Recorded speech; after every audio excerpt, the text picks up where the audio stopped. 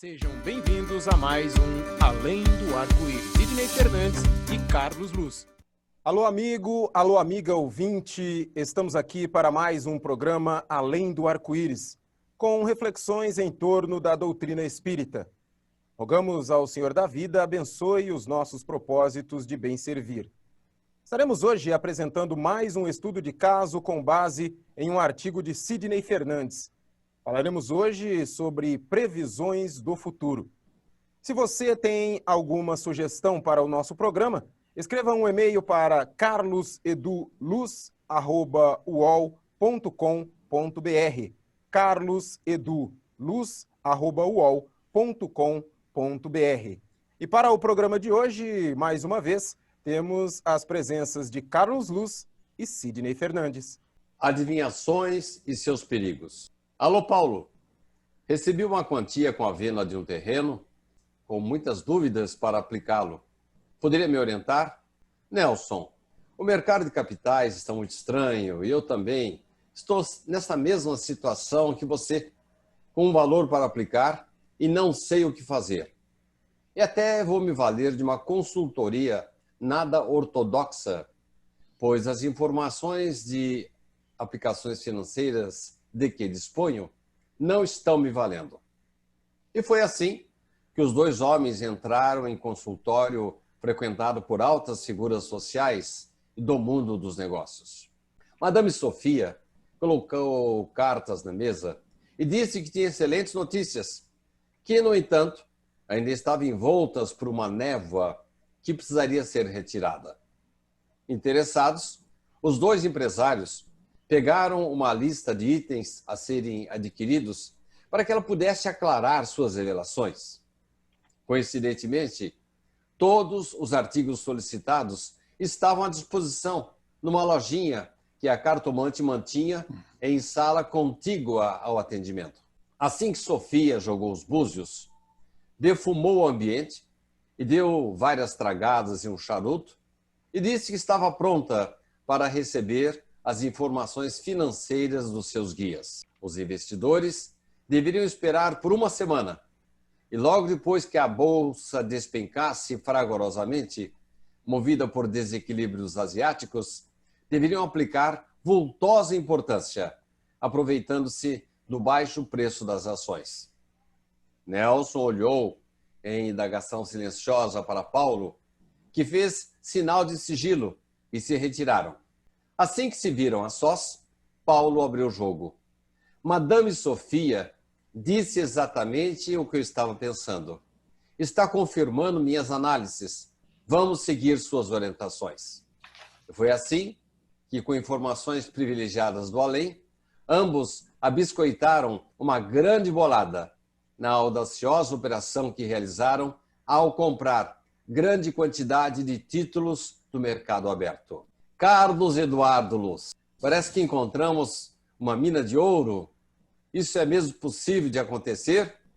Os espíritos podem revelar o futuro? É interessante essa questão de prever o futuro, de buscar vantagens nesse conhecimento do futuro. É interessante também, Sidney, que pela grande inteligência que os mentores espirituais possuem, bom como pelo conhecimento que têm das provações coletivas, delineadas por indicadores financeiros, eles podem sim conhecer com certa previsão acontecimentos futuros. Agora, mas espíritos sérios não fazem previsões exatas, e muito menos no momento preciso em que os fatos poderão ocorrer, ou seja, dando uma data precisa desses acontecimentos. E mais ainda, eles guardam silêncio sobre as informações que não podem ser reveladas. Mas então, Carlos, me responda uma coisa. Como é que a cartomante Madame Sofia, ela sabia exatamente, tinha informações que evidenciavam conhecimentos específicos do mercado de capitais? É interessante, né, nesse seu artigo aí, você descreve com precisão, né, inclusive o resultado da consulta foi com um linguajar altamente técnico, né, dominado pelas pessoas que trabalham no mercado de capitais, que com certeza a cartomante não teria todos esses conhecimentos. Então a explicação seria que ela, dotada de grande sensibilidade, e mais do que isso, grande perspicácia, Madame Sofia conseguiu ler o pensamento de um dos consulentes e pôde dizer exatamente o que esperavam dela. Daí um deles dizer à saída do consultório: Madame Sofia disse exatamente o que eu estava pensando. Então, Sidney, a Madame Sofia, né, ela tem realmente a sensibilidade, foi buscar no inconsciente, foi buscar no espírito, na alma das pessoas que foram fazer a consulta. E ali, então, ela buscou essas informações. E a Madame, então, usando a inteligência, tendo posse desse conhecimento, ela colocou a maneira de falar, né, aquela maneira assim esotérica de falar, e deu toda a credibilidade o que deu toda a credibilidade às suas palavras. Então, pelo que eu estou entendendo, Carlos, você admite que ela tenha uma certa sensibilidade, ela tem mediunidade, e ela costuma utilizar-se dessa sensibilidade exatamente para agradar as pessoas que a procuram. Mas como que ela empregou exatamente aquelas palavras que convenceram os consulentes, Carlos? Vamos pensar assim, mediunidade é a pessoa captar o mundo espiritual, captar o que pensam, o que falam, como agem os espíritos, né? Ter esse pé no mundo espiritual. A gente tem que lembrar que nós somos espíritos encarnados. Então, da mesma maneira que um médium capta informações de um desencarnado, né, através do seu psiquismo, através da sua sintonia, ele pode captar também de encarnados. Nós temos na literatura espírita, né, casos em que Kardec cita, inclusive na Revista Espírita, de manifestação de pessoas vivas em reunião, vivas entre aspas, né, em reuniões mediúnicas.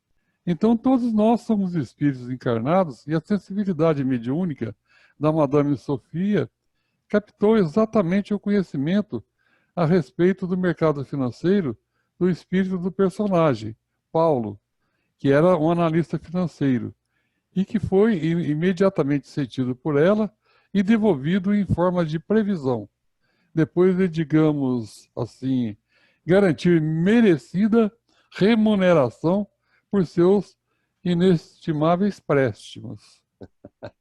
Ô Carlos, mas eu já ouvi Kardec falando, fugindo um pouquinho do nosso protocolo, que o fato de o indivíduo ter alguma remuneração pela sua manifestação não representa necessariamente que ali haja uma fraude. Pode acontecer ali de ele atrair espíritos inferiores ou coisas assim, mas o fato de ele receber algum dinheiro não significa em si uma comprovação de fraude. Aliás, quando ele fala em medicina, ele acha que os médicos que se tornam médiums têm que continuar cobrando normalmente para ele poder sobreviver, né? Antes da próxima pergunta que eu já tinha previsto para você, Carlos, eu me lembro de uma experiência feita pelo professor Hernani Guimarães Andrade, que ele desenvolveu um trabalho provando a telepatia, colocando o médium. Vocês da parapsicologia não usam esse termo, mas eu vou usar como eu entendo. Colocando o médium numa sala e numa outra que estava lacrada com paredes, inclusive grossas, um outro que recebeu as suas informações. Quer dizer que esse fenômeno que ocorreu com Madame Sofia é estudado pela ciência, né, Carlos? O professor Hernani tratava desse assunto também, né? Ele tratava exatamente. E a parapsicologia, né, ela tem essa questão de admitir como realidade, como conhecimento, tudo aquilo que é revelado pelos fatos, pela evidência dos fatos, e dentro de uma lógica, dentro de uma racionalidade. Então, e ela é super seletiva nesse aspecto, né? Então, essa parapsicologia, ainda na linha, vamos dizer assim, materialista, que não admite a realidade espiritual, né? Mas eles admitem fenômenos paranormais, né? Inclusive, a associação a parapsicologia faz parte da ciência, que foi incluída como ciência quando a Associação Americana para o Progresso da Ciência deles lá, reuniu-se o Conselho de Ética e a parapsicologia foi admitida como sendo uma ciência, né? Embora haja divergências no meio científico, pessoas de várias correntes científicas são contra se gastar dinheiro público fazendo pesquisa parapsicológica, né, alegando que não é uma ciência formal. Mas essa associação admitiu a parapsicologia como ciência. E na parapsicologia, foram feitos, sim, testes em que pessoas colocadas em locais separados, com blindagem, a chamada gaiola de Faraday, que é uma gaiola que uma gaiola metálica que impede a penetração de ondas eletromagnéticas. Então, qualquer tipo de onda eletromagnética que penetrasse, que pudesse penetrar, ela seria bloqueada, então, por essa gaiola de Faraday. Então, a pessoa ficava completamente isolada lá em termos de ciência, na ciência em termos de física. E nos testes feitos, então, com telepatia, mesmo nessa situação, as pessoas recebiam a informação externas à gaiola, o que demonstra, então, que a informação, né, que chegou até lá dentro, ela seguiu por caminhos que a ciência não explica, que a ciência oficial, que a ciência acadêmica não tem explicação. Então, através de testes, de exames como esse, a telepatia é admitida. Então, essa situação, né, dela seria explicada pela parapsicologia como sendo a captação da cartomante do pensamento no inconsciente das pessoas que foram fazer a consulta. E de lá ela tirou essa informação. O que essa parapsicologia materialista não admite é a manifestação de entidades desencarnadas, né? Isso ela não considera as evidências até hoje encontradas como suficientes para demonstrar a existência do mundo dos espíritos, da existência de entidades espirituais que se manifestam, que conservam a memória, a inteligência, né, a sua individualidade. Isso são pesquisas que são feitas desde o começo, né, da metapsíquica e também da parapsicologia, mas que, do ponto de vista científico, são inconclusivos.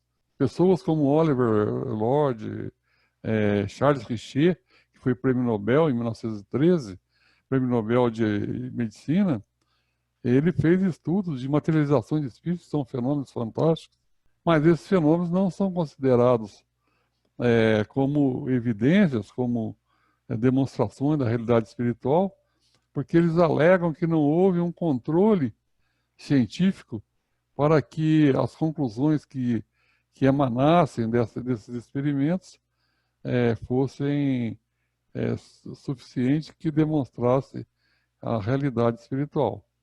Mas aí também, Sidney, o que acontece, né, essa questão de evidência, de prova, né, nesse campo da parapsicologia, é igual uma venda, né?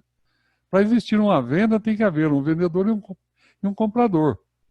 E o comprador tem que aceitar, né, a argumentação do vendedor e comprar, e fazer a compra, e fechar o pedido, e pagar a conta. Ou então, pelo menos, receber a compra se não for cobrado, né? Agora, esse recibo é dado por quem recebe, por quem compra. Se a pessoa que compra alega que não quer comprar, a venda não se completa, né? Por mais que tenha argumentação o vendedor, por mais qualidade do que está sendo vendido, ou por melhor que seja o preço, se o comprador falar que não compro, não acontece a venda. Então, essa questão também na ciência é assim.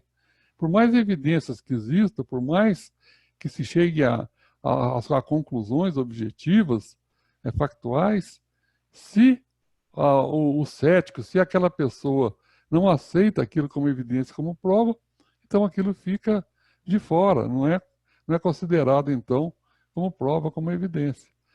E, infelizmente, na ciência atualmente, não existe uma massa crítica, não existe uma quantidade de pessoas que aceitam isso, né, que aceitam as evidências, que a partir da hora que a ciência tem 80%, 70% das pessoas do meio acadêmico admitindo um fato como sendo uma realidade, como uma evidência, aceitando uma prova, aí, como em pouco tempo, a comunidade científica, através de experimentos, chega àquela conclusão.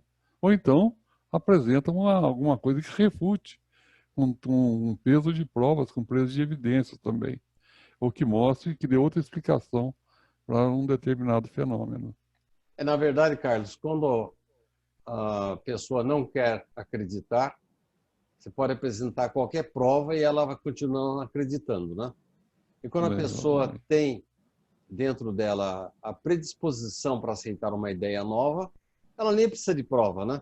Ela já aceita o próprio embasamento teórico para assimilar essa nova ideia. Mas, Carlos, você falou aí que os parapsicólogos não aceitam a comunicabilidade de pessoas mortas. A médium poderia receber um espírito de uma pessoa viva? Então, exatamente, viu, Sidney? Essa questão aí, né? Pois o médium pode se ligar ao espírito ou alma de uma pessoa encarnada da mesma maneira que se liga a um espírito desencarnado. Para isso, é necessário que a pessoa encarnada esteja em seu período de sono, ou então em um estado alterado de consciência. A pessoa fica assim um pouco meio... sabe quando a gente passa aquele tempo que a gente olha no relógio, nossa, já passou esse tempo aqui, a gente nem percebeu. Então a gente está numa situação meio de sonolência, meio dormindo. Então numa situação dessa, pode acontecer o desprendimento do espírito e a pessoa da comunicação se manifestar através de um médium em algum lugar, né? Existe situação, por exemplo, que na biografia de Santo Antônio, né, de Antônio de Pádua, que ele se ajoelhou lá em Pádua, né, ele teve primeiro ele teve uma intuição de que seu pai estava em dificuldades. Ele se ajoelhou, fez uma oração, e nesse tempo que ele ajoelhou e fez oração, ele estando em Pádua, ele se desdobrou e foi até Lisboa e fez uma defesa do seu pai que estava sendo acusado injustamente. E enquanto ele estava ali naquela situação ajoelhado, né, em estado de oração, o seu espírito tinha desdobrado e mais que isso, tinha se materializado em Lisboa e ante o local que estava o pai dele, ele fez a defesa do pai e logo em seguida, de Lisboa, ele retornou a Pádua. E vamos pensar que a distância de Pádua e Lisboa, entre a Itália e Portugal, dá uma distância, sei lá, acima de 400 quilômetros, né, pelo menos. Então a gente vê que um espírito encarnado pode se manifestar em outro lugar até materializado, como foi um caso que consta da biografia de Santo Antônio. Carlos, você já foi a cartomantes? Você confia em previsões de cartomantes, Carlos? Assim, essas questões são interessantes, né?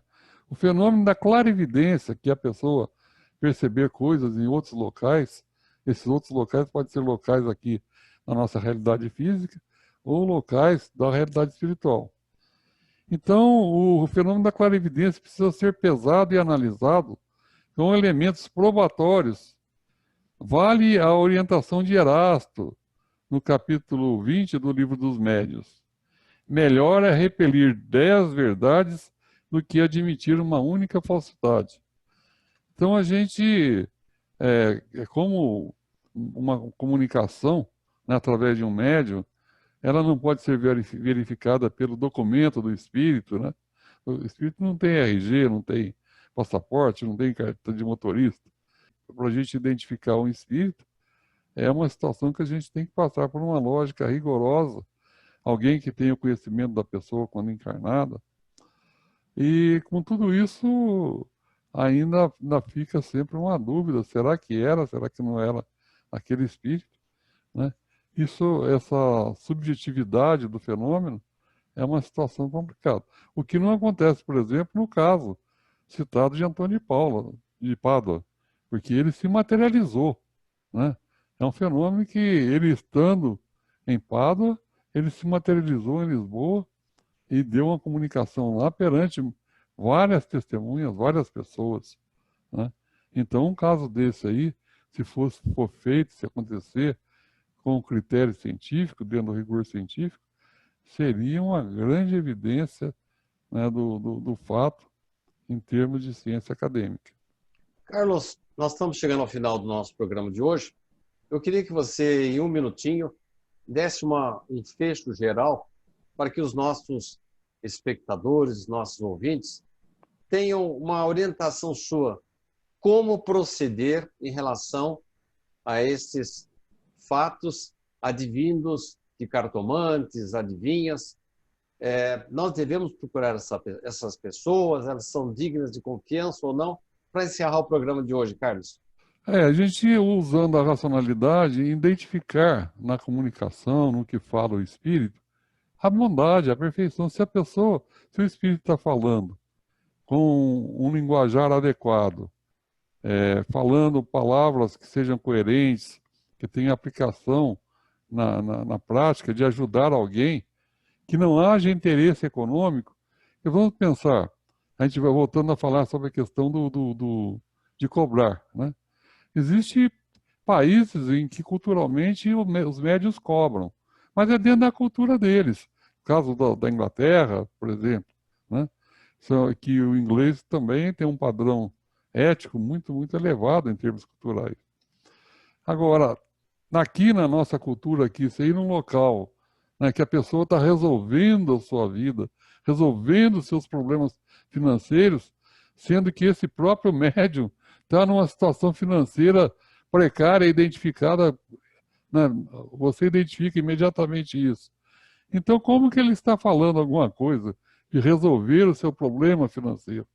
Então, isso aí, com certeza, é animismo dele, é mistificação dele, ou até mesmo ação de entidades espirituais, mas não do bem, entidades espirituais não evoluídas, que estão ali para brincadeiras, para se divertirem, entre aspas, com as pessoas que têm essa credulidade. Então, procurar toda a comunicação com o plano espiritual tem que ter um motivo sério, tem que ter um objetivo sério, e os espíritos também não resolvem problemas que cabe a nós resolvermos. Tudo bem, Carlos. Agradeço muito a sua participação. Eu quero agradecer também aos ouvintes por terem estado conosco. E agora com você, Theo, para o encerramento. Muito obrigado pela sua audiência. Ficamos felizes em tê-los conosco aqui em nosso programa. Que Jesus nos abençoe e que possamos estar juntos na próxima semana. Até lá! Sejam bem-vindos a mais um Além do Arco-Íris. Sidney Fernandes e Carlos Luz.